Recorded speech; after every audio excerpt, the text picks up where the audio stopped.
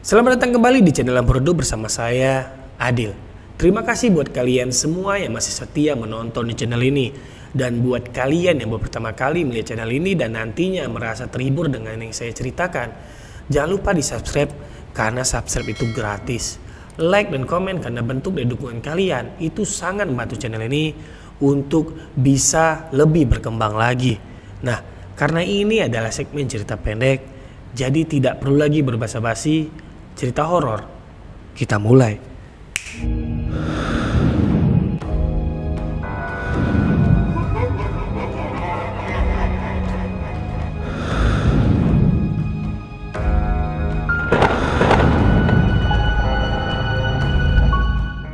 Oke, sebelum kita masuk ke jalan ceritanya, mungkin beberapa dari kalian itu notice kenapa dari video yang kemarin sama video ini bajunya sama. Ya karena satu malam kalau cerita pendek saya akan menceritakan dua cerita sekaligus karena durasinya kan pendek. Oke, kita masuk ke jalan ceritanya. Nah, kali ini ceritanya cukup menarik karena datang dari seseorang yang sangat suka bermain sepeda. Sebut saja nama laki-laki ini adalah Yoga. Yoga ini adalah orang yang sangat aktif bermain sepeda apalagi kalau libur. Ia sangat suka sekali mengendarai sepeda dan goesnya itu jaraknya pun jauh-jauh. Dan juga tidak hanya pagi, bahkan kadang kalau ia ingin malam hari pun juga ia hajar saja. Nah, saat itu entah kenapa sore hari itu Yoga ingin sekali goes sepedanya karena 1 minggu terakhir ia tidak pernah mengendarai sepeda. Jadi ingin melepas penat, akhirnya ia makan sore dulu lalu sholat maghrib. Selesai sholat maghrib, ia pun mulailah berbenah bersiap-siap untuk pergi mengendarai sepeda entah kemana. Ia juga tidak lupa memasang lampu depan dan belakang untuk sepedanya. Ia pun keluarlah dari rumahnya mengendarai sepedanya yang jenisnya itu sepeda gunung berwarna hitam. Ia dengan santai terus menggayuh sepedanya melewati pinggir-pinggir jalan besar. Ia tidak punya tujuan pasti. Intinya ia terus saja mengayuh sepeda ini sampai ia merasa sangat puas lalu pulang. Namun tak kenapa malam itu tubuhnya ini sangat-sangat fit. Jadi ia pun pergi terlalu jauh meninggalkan rumahnya. Sampai-sampai ia pun kini sudah berada di pinggir kota. Di mana pinggir kota itu rumah-rumah atau jalan-jalan juga sudah jarang yang lewat motor bahkan mobil sekalipun. Saat itu entah kenapa hatinya terpanggil untuk masuk ke lorong-lorong kecil karena ia ingin melihat suasana malam di pinggir kota. Lalu ia pun membelokkan sepedanya masuk ke lorong sebelah kiri di mana saat itu jalannya masih tetap aspal namun tidak sehalus aspal jalanan utama. Karena di jalan besar lampunya ini juga tidak terlalu penting, namun ketika ia masuk ke lorong itu, syukurnya lampu yang ia letakkan di depan itu sangat membantu jalanannya yang sangat gelap. Ia pun terus menggawe sepedanya melewati rumah-rumah yang tidak terlalu ramai. Ia sadar akan resiko-resiko yang akan ia dapati kalau ia masuk ke tempat-tempat yang sepi. Yang paling ia takuti adalah begal.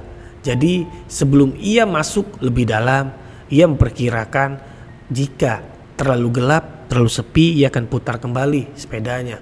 Namun syukurnya saat itu rumah, toko, dan suasana itu tidak terlalu sepi. Jadi ia pun yakin untuk terus menggawe sepedanya. Dan ia pun juga hafal dengan jalan ini. Sampai ketika ia melewati jalan yang dari rumah satu ke rumah lainnya itu kurang lebih hampir 150 meter itu tidak ada rumah sama sekali. Jadi kiri dan kanannya itu hanyalah semak-semak belukar dan beberapa pohon besar seperti pohon beringin. Ya karena jaraknya ini tidak terlalu jauh, jadi Yoga pun dengan sangat pedenya saja ia menggawe sepedanya dengan kecepatan yang sedang. Namun jalanan yang bebatuan membuat dirinya itu sedikit terhentak-hentak ke atas dan ke bawah. Saat itu malam tidak terlalu malam, kurang lebih baru jam 8 lewat. Jadi ia masih sangat yakin mungkin saja tidak ada begal. Namun ia tidak menyangka apa yang ia lihat ketika ia berada di tengah-tengah tempat yang sepi itu.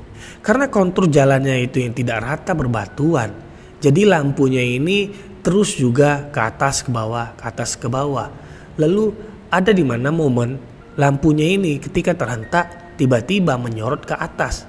Dan Yoga pun secara spontan melihatlah tembakan dari lampu miliknya itu ke arah atas, di mana saat itu menembak ke salah satu pohon beringin yang sangat besar. Sialnya, ketika Yoga melihat sorotan lampu itu ternyata menyorot sesuatu, di mana sesuatu ini menggambarkan seperti ada wanita yang sedang mengoyong-oyongkan kakinya di atas pohon beringin itu. Awalnya Yoga belum bisa mencerna sesuatu apa yang ia lihat.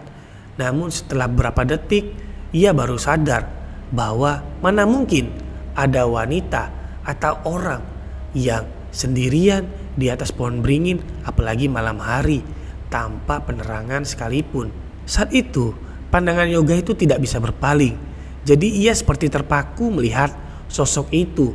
Namun Yoga masih terus menggoes sepedanya dengan pelan.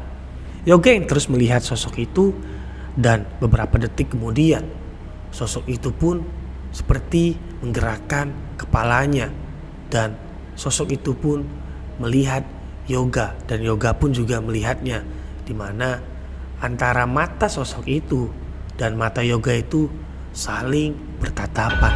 Seketika seluruh tubuh Yoga ini merinding karena ya itu adalah kuntilanak. Yoga pun sadar kalau itu adalah kuntilanak.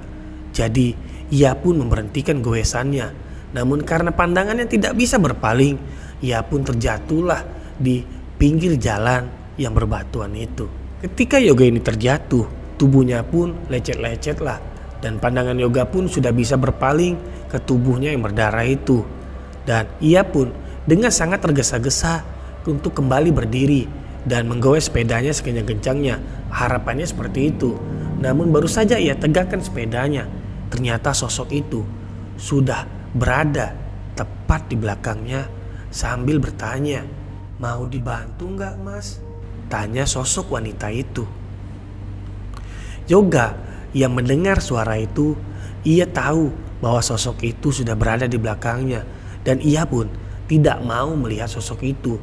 Ia pun langsung menggoes sepedanya sekencang-kencangnya dan sampailah keluar dari tempat yang sepi itu dengan tubuh yang sudah penuh dengan keringat.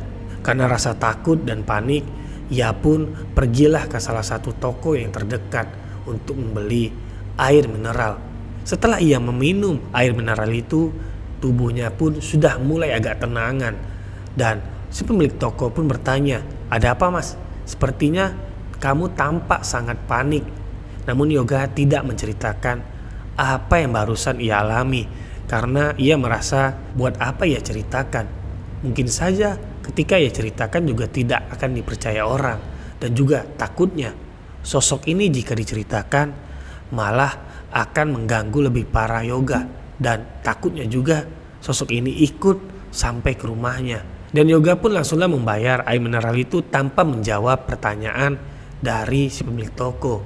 Ia pun kembali menggoes sepedanya menuju ke arah rumahnya dengan jalan lain, dan cerita pun selesai. Oke, bagaimana ceritanya tadi? Sangat mengerikan. Harapannya untuk healing malah diganggu setan. Ya, buat kalian yang goesnya itu sendiri-sendirian, janganlah masuk ke jalan-jalan yang sepi, karena takutnya bukan hanya begal, tapi ada sosok-sosok yang jahil akan mengganggu kalian. Ya kan, takutnya lebih baik jalan saja di jalan-jalan yang ramai orang.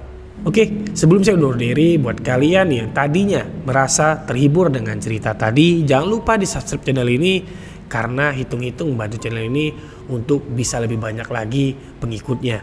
Dan jangan lupa juga mampir di video-video lainnya yang tidak kalah epik, tidak kalah menyeramkan. Dan saya Adil undur diri. See you.